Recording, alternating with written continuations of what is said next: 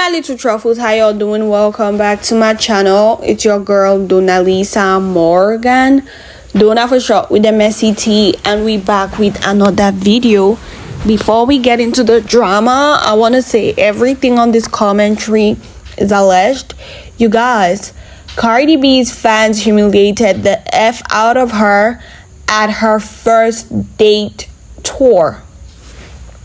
Videos out here resurfacing of Cardi B talking about how Stefon was meant to heal her, and now she's out here suffering. The streets out here running with the narrative of Cardi B allegedly trying to fix her family dynamic with Offset. Let's get into the entire chaos, y'all.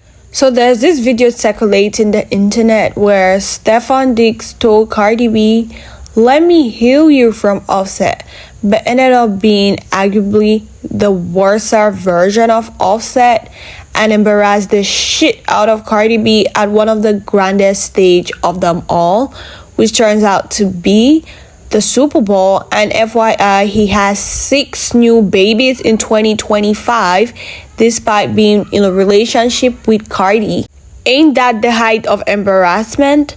Y'all take a good listen at this interview Cardi B once had with Gayle King while she was pregnant and expecting her child with Stefon Diddy. It's like, let me heal you. Give me a chance for me to heal you. And it's like, okay. He said, let me heal you? Mm-hmm. Because we all know you went through a very messy divorce with Offset. Mm-hmm. Were you worried about opening your heart up again or falling in love again or even dating again? Were you concerned about that? Yes. And one thing about like dating, like it's like when you date, you feel like you're like 16 again. And I don't really. Well, you want to feel like you're 16. You want to meet somebody that makes you feel like that. You do, but then it's like you also remember what you dealt with when you were 16. So it's like restarting well, again. Well, that part, yeah. Yeah. And being open. And vulnerable. Mm-hmm. Well, Cardi B getting healed by Stefon definitely aged like milk. That's for sure.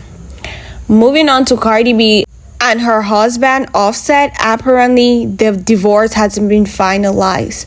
So Cardi B is allegedly, based on reports here, Cardi B has allegedly called Offset for them to sit down, talk, and fix things for the sake of their kids. According to her, it will be unwise making their 3 children grow up in a broken home. Okay.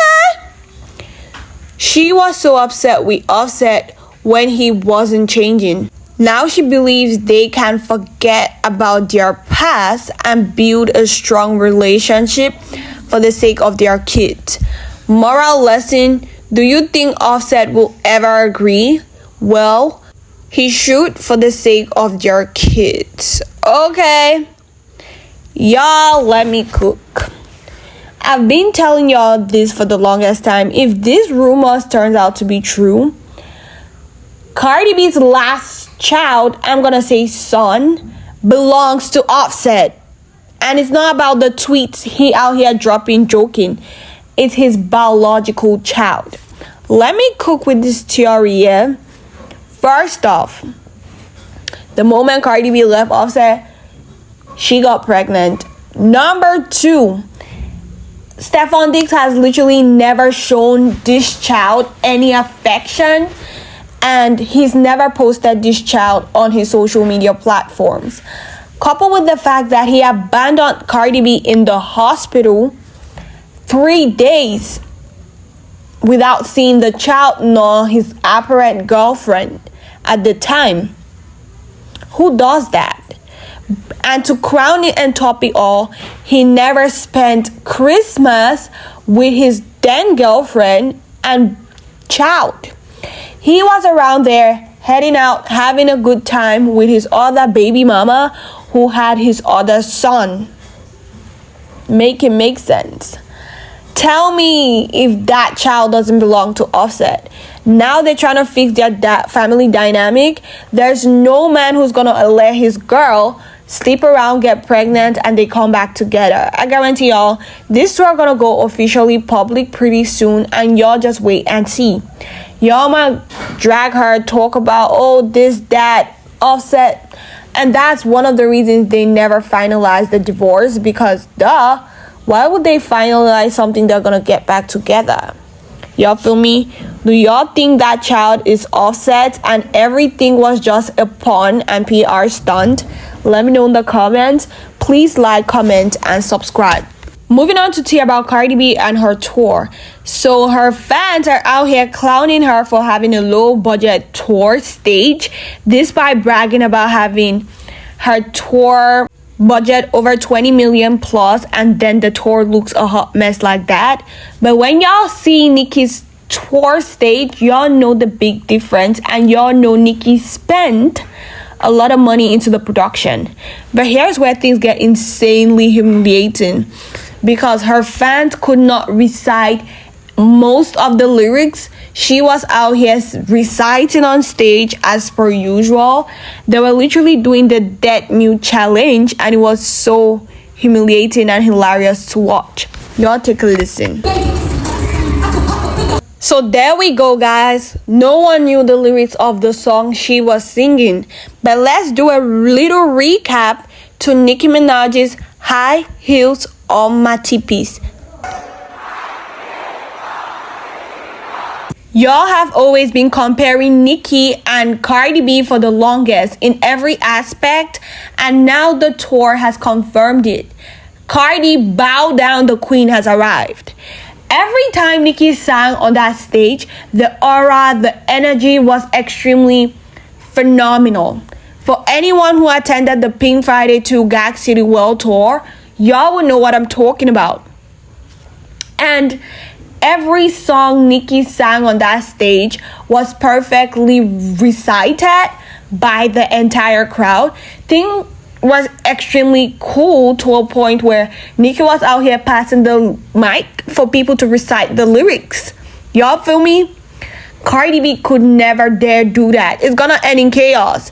And mind y'all, Nicki was out here singing the songs from the Pink Friday 2 album and her old songs. The crowd went wild. Every night lived up to expectation. While on the other hand, we have Cardi B here playing both recent and old songs, including songs from her I'm Gonna Outsell Nicki, 199K. People don't know the songs, including the people who bought the tickets. So it's making me wonder, did people actually buy Cardi B's tickets, or did she give it out for free? And that's how we have people on that stage who don't know the lyrics. Y'all see? I'm onto something, right? Because how you out here buying tickets for your fave's tour, but when you walk up on that stage and she's out there performing, you can't recite nor vibe with her? People don't know the lyrics. How you buy your fave's tickets and don't know the lyrics to her song? Something doesn't sit right with me and all of that. Ain't trying to be messy, just out here stating facts, and y'all know I'm right. Make it make sense. Unless most of the people attending that tour don't really know Cardi B like that, nor do they F with her music like that, and nor do they support her. This is beyond humiliating. If I'm Cardi B, I will most definitely be mortified and scared. Number one, you literally had to work with a $20 million budget. Number two, people don't care for your album like that. And what's worse, it's one thing for people not to buy your music, but it's a whole new ball game when people come to your tour and can't sing the songs you wrote. Oh, scratch that. My bad. This girl don't write. She's a reciter. It's extremely humiliating. It's beyond humiliating. So I'm gonna say this and say this once. Nicki can never be on the same level with Cardi B, and this just confirmed it. Y'all be out here comparing Nicki, and that turns out to be disrespectful. Like, have you taken a good look at Nicki's tour? Everything was nothing short of phenomenal. While your fave, on the other hand, was out here dropping trashy, wacky music. Yeah, y'all heard it right. And that's how you know the big difference. She dropped whack music, and that's how she wasn't able to sell. And this just confirmed what I've been telling y'all. Cardi B's numbers weren't organic. Because explain this shit to me.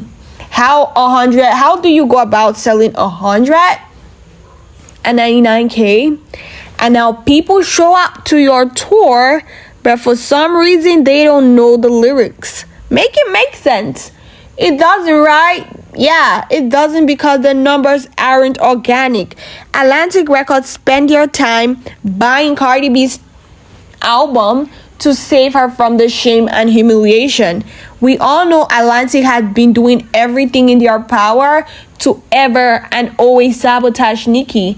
Let's not forget when they were out here paying upcoming rappers back in the day to obviously do the deed of beefing with Nicki, and most of the rappers turned down the offer until Cardi B came along, the clout-seeking vulture vampire. She came along and was like, oh no, I'm most definitely not passing out on this opportunity.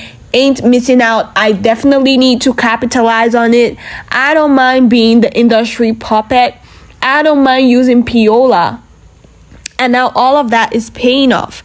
Atlantic Record helped Cardi B out with this album and bought the units just because they were trying to hide their sales from the shame of, oh, we suggest that Cardi B does a joint album tour and album with Nicki. Nicki declined. So if this album turns out flopping drastically, it's gonna be epically humiliating. Y'all feel me? Aside that, Cardi B is a flop and she's always gonna remain a flop. This just confirmed this. Ain't hating, just spitting facts. Please like, comment, and subscribe. And do not forget to turn on your notification buttons so that I don't miss out on all the tea I'll be dropping. See y'all in my next video. Thank you for tuning in and watching. Bye.